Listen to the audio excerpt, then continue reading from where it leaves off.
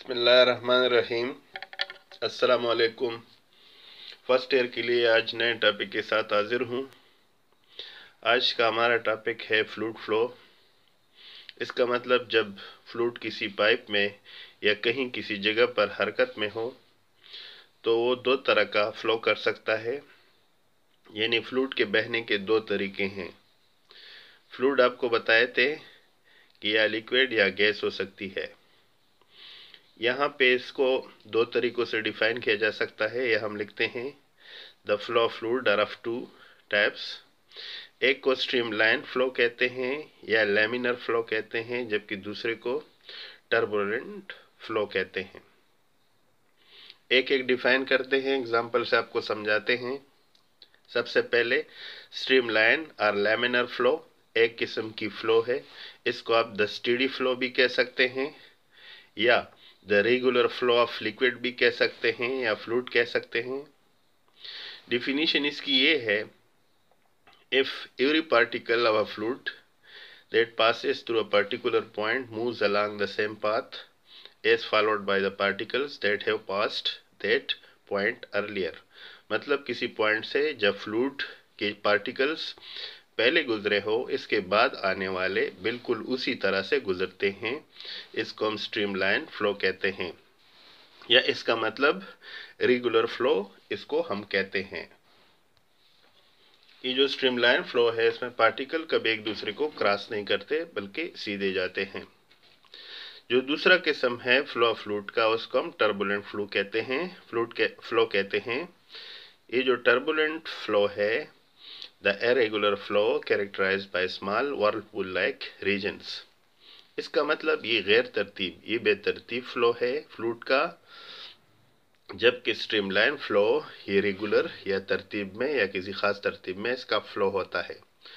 ये जो streamline flow है और इसके साथ जो टर्बुलेंट फ्लो है, आपको मुख्तलिफ मिसालें भी बता देते हैं इसके। इस फिगर में आप स्ट्रीमलाइन फ्लो देख सकते हैं, किसी पाइप के अंदर किसी फ्लूइड का फ्लो। देखो ये स्ट्रीम्स दिखाई गई हैं, जिस तरह इस लाइनों की शक्ल में ये स्ट्रीम लाइन्स हैं। मतलब ये लिक्विड या फ्लूइड या गैस जो भी है वो किसी खास लाइन की शक्ल में बहती है। मतलब इसका जो फ्लो है ये रेगुलर है। इसी तरह से कुछ पार्टिकल्स है, जैसे ब्लड है, कुछ फ्लूइड है, मिसाल के तौर पर जैसे ब्लड, वो जब इंसानी जिस्म के अंदर हरकत करता है तो उसका फ्लो स्ट्रीमलाइन भी हो सकता है और टर्बुलेंट हो सकता है। ये बहुत इम्पॉर्टेंट इसलिए है इस सेंस में कि इससे हम किसी इंसान का ब्लड प्रेशर समझ सकते हैं कि उसकी जो ब्लड प्रेशर है उसकी क्या वैल्यू है, वो हम स्ट्रीमलाइन और टर्बुलेंट फ्लो से समझ सकते हैं। इस फिगर से आपको दोनों रेगुलर फ्लो और इरेगुलर फ्लो यानी स्ट्रीमलाइन और टर्बुलेंट फ्लो दिखा देते हैं। इसमें आप देख सकते हैं कि यहाँ पे ये जो स्मोक है, जब ये उड़ता है तो शुरू में ये रेगुलर फ्लो है या स्ट्रीमलाइन फ्लो है ये वाला, लेकिन जैसे ही ऊपर उड़ता है तो ऊपर जाने की वजह से चूंकि स्पीड अप हो जाता है और डेंसिटी भी लोअर हो जाती है, तो यहाँ जो इस फिगर में ये दिखाया गया है इसको टर्बुलेंट फ्लो कहते हैं। तो आप समझ सकते हैं कि टर्बुलेंट फ्लो में ये जो स्मोक है बेतरतीब हरकत करता है, और ये वाला ऐसा जो स्मोक आप देख सकते हैं इसमें रेगुलर फ्लो है या इसको हम स्ट्रीमलाइन फ्लो कह सकते हैं। इस तरह से इस फिगर में एक टॉर्नेडो दिखाया गया है, जो आपके चैप्टर के शुरू में भी आपको मैंने समझाया था। ये टर्बुलेंट फ्लो का एक एग्जांपल है। इसको आप extreme turbulent flow of smoke या एयर कह सकते हैं। टर्बुलेंट फ्लो अक्सर एट हायर वेलोसिटी और लो विस्कोसिटी के वक्त होती है। इसी तरह से टर्बुलेंट फ्लो के और मिसालें भी हो सकती है, जैसे flow of blood in arteries है, इसी तरह ऑयल ट्रांसपोर्ट इन पाइपलाइंस हैं, इसी तरह से जो लावा फ्लो है, एटमॉस्फेयर है, ओशन करंट है, ये सब टर्बुलेंट फ्लो के एग्जांपल्स हैं। इसी तरह आप इस फिगर में एक फिश देख सकते हैं। जो फिश हैं, जिनमें से डॉल्फिन्स हैं या वेल्स हैं, बड़े बड़े फिश, इनका जिस्म स्ट्रीमलाइन होता है इसलिए कि इसके मुखालफत में जो ड्रैग फोर्स लगती है वो ड्रैग फोर्स कम हो। इसी तरह से परिंदे भी कुछ स्ट्रीमलाइन बनाए जाते हैं ताकि इसके मुखालफत में जो ड्रैग फोर्स हो वो कम हो। जो माइग्रेटरी स्पीशीज होती है, मतलब कुछ ऐसे परिंदे जो एक इलाके से दूसरे इलाके जाते हैं मौसम बदलने की वजह से, उनको भी स्ट्रीमलाइन बनाया जाता है ताकि ड्रैग फोर्स मुखालफत में कम हो और ज़्यादा रफ्तार, ज़्यादा फासला तेज़ रफ्तारी से कवर कर सके। इन दोनों एग्जाम्पल डिफिनीशन से जो फ्लो ऑफ फ्लूइड है समझ सकते हैं आप कि जो स्ट्रीमलाइन फ्लो है उसमें ड्रैग फोर्स कम होती है पोजीशन, और जो टर्बुलेंट फ्लो है इसमें ड्रैग फोर्स या पोजीशन ज़्यादा होती है। हमारा एक अगला टॉपिक है इक्वेशन ऑफ कंटिन्यूटी। बहुत ज़बरदस्त टॉपिक है, इम्पॉर्टेंट भी है और इसका डेली लाइफ में एप्लीकेशन भी बहुत ज़्यादा है।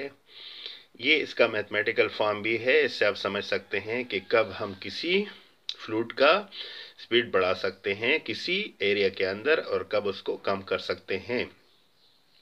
डिफिनीशन इसका ये है, the product of cross sectional area and the speed of fluid at any point along the pipe is constant. ये ए है एरिया, और एरिया ऑफ क्रॉस सेक्शन उसको कहते हैं, और वी ये स्पीड है, स्पीड ऑफ द फ्लूइड। यानी एरिया और स्पीड आपस में प्रोडक्ट ले ले हमेशा कांस्टेंट रहता है। या मतलब area A1 multiply speed V1 is equal to area A2 multiply speed V2। इस इक्वेशन को हम प्रूफ करेंगे और इस इक्वेशन को इक्वेशन ऑफ कंटिन्यूटी कह सकते हैं। तो इसका मतलब ये है कि आपने सिर्फ AV याद रखना है, मतलब the product of area of cross section and velocity of fluid is always constant. This is known as equation of continuity. Equation of continuity का मैथमेटिकल फॉर्म लाने के लिए आपको एक एग्जांपल से समझा देते हैं और एक आसान तरीके से इसका प्रूफ आपको समझाते हैं। ये एक पाइप है जो कि इरेगुलर शेप का है। यहाँ आप देख सकते हैं शेप इसका और इसका। इसके साथ इसके अंदर एक फ्लूइड है जो कि बहता है। हम ये लेते हैं कि पाइप का जो ये साइड है इसका एरिया A1 है और इसके अंदर जो फ्लूइड का स्पीड है वेलोसिटी V1 है। इसी तरह ये जो डेल x1 दिखाया गया है, आप यूँ समझो इसको distance covered by the fluid through this area of cross section कह सकते हैं। इसी तरह से ये जो पाइप है इसका एरिया इधर A1 है और A2 है और इसके अंदर जो स्पीड ऑफ फ्लूइड है V2 है और जो distance covered by the fluid in this area del x2 से उसको दिखाया गया है। एक बात आपने समझनी है, law of conservation of mass से आपने सुना होगा कि the mass is always constant. मतलब ये है कि फर्ज करेगी जो पाइप है इसके अंदर पानी बहता है, फर्ज करें, तो पानी का जितना मिकदार यहाँ से एंटर होगा वही मिकदार पानी का यहाँ से आउट होगा। मतलब ये है कि the mass of fluid through this area is equal to the mass of fluid through this area. So हम एक मैथमेटिकल फॉर्म लिखते हैं, आप देख ले इसको।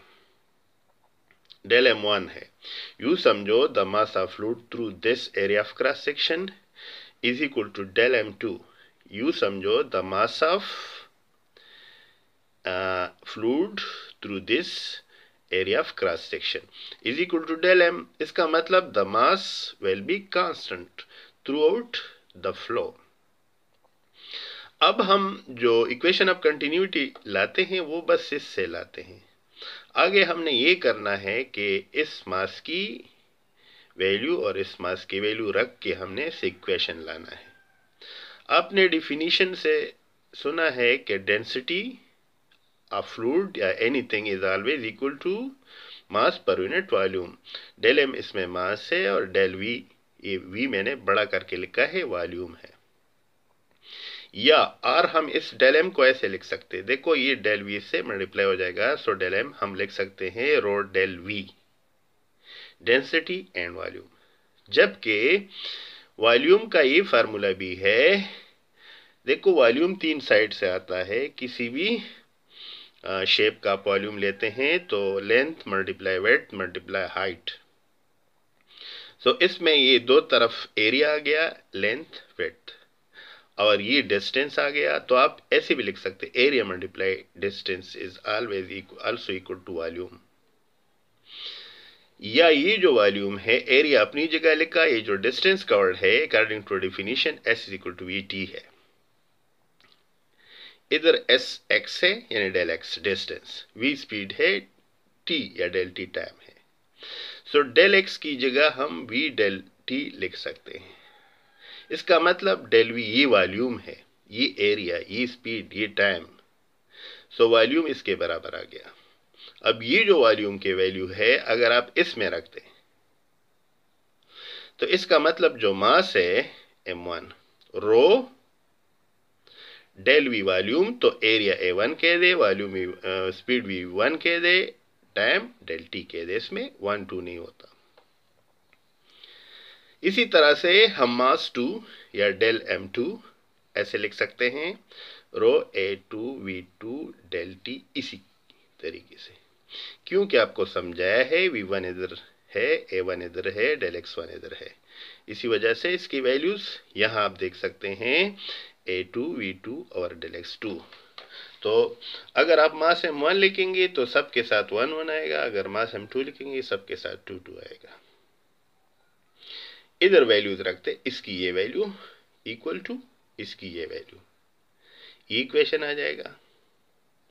देखो दोनों तरफ डेंसिटी कट जाता है, दोनों तरफ टाइम कट जाता है, तो हमारे पास a1 v1 is equal to a2 v2 आ जाता है। इसको हम इक्वेशन ऑफ कंटिन्यूटी कहते हैं। मतलब ये है कि the product of area and speed हमेशा कांस्टेंट रहता है, इसको हम कहते हैं इक्वेशन ऑफ कंटिन्यूटी। इस इक्वेशन ऑफ कंटिन्यूटी को हम एक और तरीके से भी डिफाइन कर सकते हैं।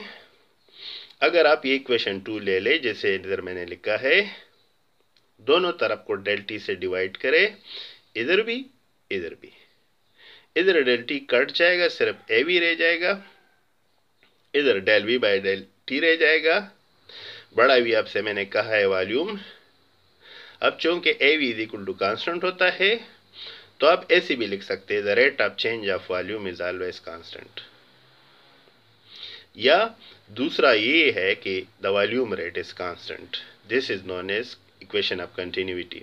मतलब कि वॉल्यूम यहाँ जो होगा वहाँ पे भी वही होगा, the flow rate of volume हमेशा एक जैसे रहेगा, this is known as equation of continuity.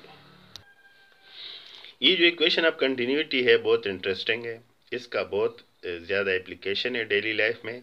अगर आप इधर से देख ले a1 v1, इसका मतलब ये एरिया और वॉल्यूम आपस में area of speed of fluid आपस में इनवर्स प्रोपोर्शनल है, कि अगर किसी जगह पाइप का एरिया कम हो तो उधर स्पीड ऑफ फ्लूइड ज़्यादा होगी, या अगर एरिया आप ज़्यादा करेंगे तो वहाँ पे स्पीड ऑफ फ्लूइड कम होगी, लेकिन इन दोनों का प्रोडक्ट हमेशा कांस्टेंट रहेगा। आपको एग्जांपल से समझा देते हैं। इक्वेशन ऑफ कंटिन्यूटी का एक एग्जांपल इस फिगर में आप देख सकते हैं। ये जो नलका है इधर इसको नैरो बनाया जाता है, यानी एरिया कम रखा जाता है, इधर एरिया ज़्यादा होता है। तो जब एरिया कम रखा जाता है तो स्पीड ऑफ फ्लूइड या वाटर इधर ज़्यादा हो जाता है। तो इसका मतलब कि अगर आप एरिया कम रखेंगे तो स्पीड ज़्यादा होगा। अक्सर हम जो गार्डन पाइप है उससे पानी देते हैं, तो गार्डन पाइप का एक सिरा जो है उसको हम तंग करते हैं उंगलियों से, जैसे ही उसको हम नैरो बनाते हैं तो पानी का स्पीड बढ़ जाता है। इसका मतलब एरिया कम करने से स्पीड बढ़ जाता है। सो अगर कोई पाइप है खुला है तो इसके अंदर फ्लूइड स्पीड कम होगी, और अगर कोई पाइप है नैरो है या एरिया उसका कम है तो उसमें फ्लूइड की स्पीड ज़्यादा होगी। अक्सर शावर्स में छोटे छोटे होल्स बनाए जाते हैं। वो छोटे छोटे होल्स बनाने का मकसद कि एरिया कम किया जाए और उसके अंदर स्पीड ऑफ वाटर या फ्लूइड बढ़ाया जाए।